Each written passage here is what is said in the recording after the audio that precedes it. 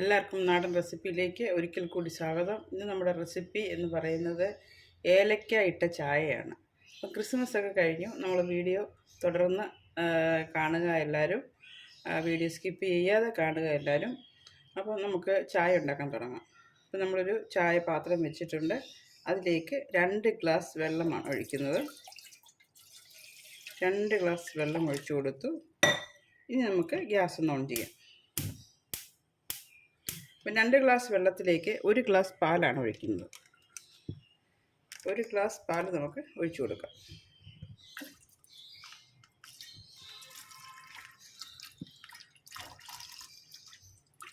അപ്പോൾ ഇത് 3 ഗ്ലാസ് ചായ ഉണ്ടാവും.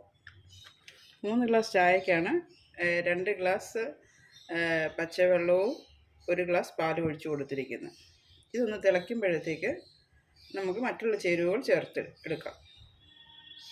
ചായ തിളയ്ക്കുമ്പോഴത്തേക്ക് നമ്മുടെ ഏലക്ക ഒന്ന് ഇടിച്ചെടുക്കേണ്ടതായിട്ടുണ്ട്.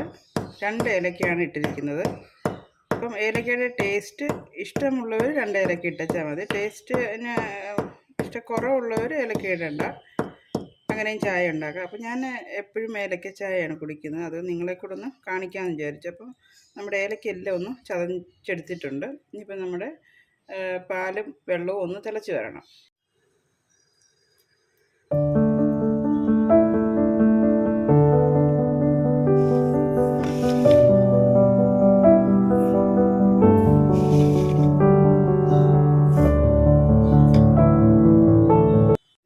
ഏലക്ക ചതച്ചതും 2 സ്പൂൺ തേയിലപ്പൊടിയുമാണ് ഇട്ട് കൊടുത്തിരിക്കുന്നത്.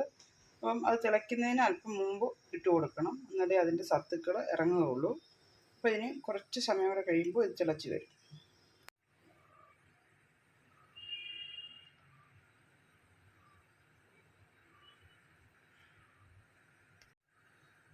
ചായപ്പൊടി ഇടുമ്പോൾ ശ്രദ്ധിക്കുക, ഓരോരുത്തരുടെ കടുപ്പത്തിനനുസരിച്ച് നമ്മൾ ചായപ്പൊടി ഇട്ട് കൊടുക്കാൻ ശ്രദ്ധിക്കണം.